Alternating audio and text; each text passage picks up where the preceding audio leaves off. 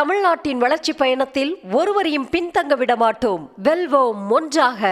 போட்டியை முன்னிட்டு வீரர்கள் மருத்துவ பரிசோதனைக்கு அனுமதிக்கப்பட்டு வருகின்றனர். போலீசார் முதலில் வீரர்களை பரிசோதனை செய்து வீரர்கள் காத்திருப்பு பகுதியில் அமர வைக்கப்பட்டு வருகின்றனர். களத்திலிருந்து செய்தியாளர் பாலமுருகன் இணைப்பில் இருக்கிறார். அவரிடம் பேசலாம்.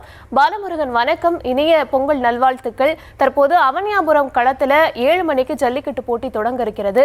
தற்போது என்னென்ன சோதனைகள் மேற்கொள்ளப்பட்டு வருகிறது? மாடுக்கும் மாடுபிடி வீரர்களுக்கும் எத்தனை மருத்துவ குழு அங்க இருக்காங்க?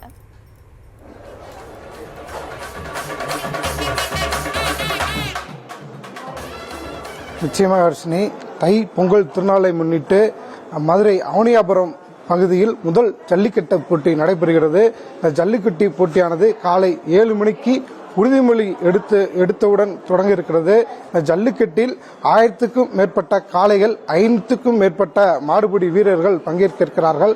அவர்களுக்கு இறுதிக்கட்ட பரிசோதனை மதுரை அவனியாபுரம் அருகே உள்ள மாநகராட்சி பள்ளியில் நடைபெற்று வருகிறது. அதிகாலை முதலே மாடுபிடி வீரர்கள் இங்கு வந்து வரிசையில் காத்திருந்து அமர்ந்து வருகிறார்கள். அவர்களுக்கு மருத்துவர்கள் பரிசோதனை செய்து வருகிறார்கள். தொடர்ந்து அவர்களுக்கு மருத்துவ பரிசோதனை நடைபெற்று வருகிறது. அவர்களுக்கு மாடுபிடி வீரர்களுக்கு உயரம், எடை ஆகிய பரிசோதனை செய்யப்பட்டு வருகிறது. காய்ச்சல் பரிசோதனை, ரத்த அழுத்த பரிசோதனை ஆகியவற்றை நடைபெற்று வருகிறது. ஜல்லிக்கட்டு போட்டி முதலுதவி சிகிச்சை மையத்தில் 15 படுக்கைகள், 30 மருத்துவர்கள் உட்பட 100 மருத்துவ பணியாளர்கள் பணியமர்த்தப்பட்டிருக்கிறார்கள். காயமடைந்தவர்களுக்கு சிகிச்சை அளிக்க அறுவை சிகிச்சை நிபுணர்கள் உட்பட 30 மருத்துவர்கள், செவிலியர்கள், மருத்துவ உதவியாளர் என 70 பேர் உட்பட மொத்தம் 100 பேர் பணியமர்த்தப்பட்டிருக்கிறார்கள். மேல் சிகிச்சைக்காக காயமடைந்தவர்களை கொண்டு செல்வதற்கு சிறப்பு வசதிகளுடன் கூடிய 2 ஆம்புலன்ஸ் உட்பட 12 ஆம்புலன்ஸ்களும், ஆம்புலன்ஸ் செல்ல முடியாத இடங்களுக்கு இருசக்கர வாகன ஆம்புலன்ஸ்களும் 2 ஏற்பாடு செய்யப்பட்டிருக்கிறது. போட்டியின் முடிவில் சிறந்த மாடுபிடி வீரருக்கு 8 லட்சம் மதிப்பிலான கார் பரிசும், சிறப்பாக விளையாடும் காளையின் உரிமையாளருக்கு 11 லட்சம் மதிப்பிலான டாக்டர் வாகனம் முதல் பரிசாக வழங்கப்பட்டிருக்கிறது. அதேபோல் ஒவ்வொரு சுற்றிலும் தலா 50 மாடுபிடி வீரர்களுக்கு அனுமதிக்கப்படுவார்கள். 1 மணி நேரத்திற்கு ஒரு சுற்றாக போட்டி நடைபெற இருக்கிறது. ஒவ்வொரு சுற்றிலும் சிறந்த மாடுபிடி வீரர்கள் தேர்வு செய்யப்பட இருக்கிறார்கள். இறுதி சுற்றில் இவர்கள் பங்கேற்க இருக்கிறார்கள். போட்டியில் கலந்து கொள்ளக்கூடிய மாடுபிடி வீரர்கள் சீருடைகளை மாற்றி களத்தில் விளையாடினால் கடுமையான சட்ட நடவடிக்கைகள் மேற்கொள்ளப்படும் என அறிவிக்கப்பட்டிருக்கிறது. போட்டியானது காலை 7 மணிக்கு தொடங்கி மாலை 5 மணி வரை நடைபெற இருக்கிறது. போட்டி நேரம் நீடிப்பு செய்வது தொடர்பாக போட்டி நிலையை பொறுத்து மாவட்ட ஆட்சியர் முடிவு எடுக்கப்படும்.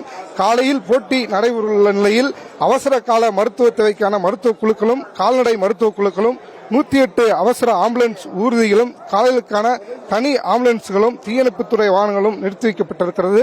ஒவ்வொரு சுற்றிலும் தலா 50 மாடுபிடி வீரர்கள் அனுமதிக்கப்பட்டு ஒவ்வொரு மணி நேரத்திற்கும் ஒரு போட்டி நடைபெறும். ஒவ்வொரு சுற்றிலும் சிறந்த மாடுபிடி வீரர்கள் பங்கேற்பார்கள். காலை போட்டி தொடங்குவதற்கு முன்பாக மாடுபிடி வீரர்களுக்கு ஊக்க மருந்து, மது அருந்தியுள்ளதா என்று உடற்பரிசோதனையும் நடைபெற்று வருகிறது. இதே போன்று போட்டியில் கலந்து கொள்ளக்கூடிய மாடுபிடி வீரர்கள் மற்றும் காளையின் உரிமையாளர்கள் போட்டியின் உரிய விதிமுறைகளை பின்பற்ற வேண்டும் எனவும், மது அருந்திவிட்டு வந்தால் உடனடியாக போட்டியிலிருந்து தகுதி நீக்கம் செய்யப்படுவார்கள் எனவும், போட்டியின் போது ஜல்லிக்கட்டு களத்தில் ஏதேனும் மோதலில் ஈடுபட்டால் அவர்கள் மீது நடவடிக்கை எடுக்கப்படும் எனவும் காவல்துறை சார்பில் தெரிவிக்கப்பட்டிருக்கிறது.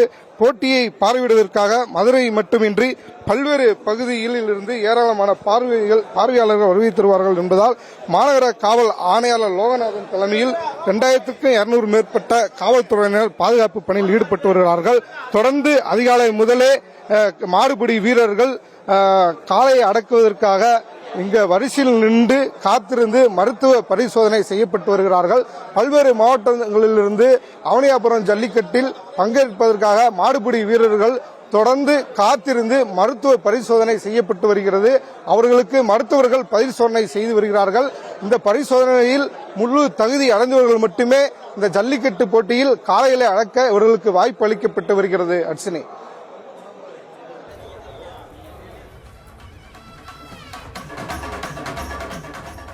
கள விவரங்களுக்கு நன்றி பாலமுருகன். தமிழ்நாட்டின் வளர்ச்சி பயணத்தில் ஒருவரையும் பின்தங்க விடமாட்டோம். வெல்வோம் ஒன்றாக.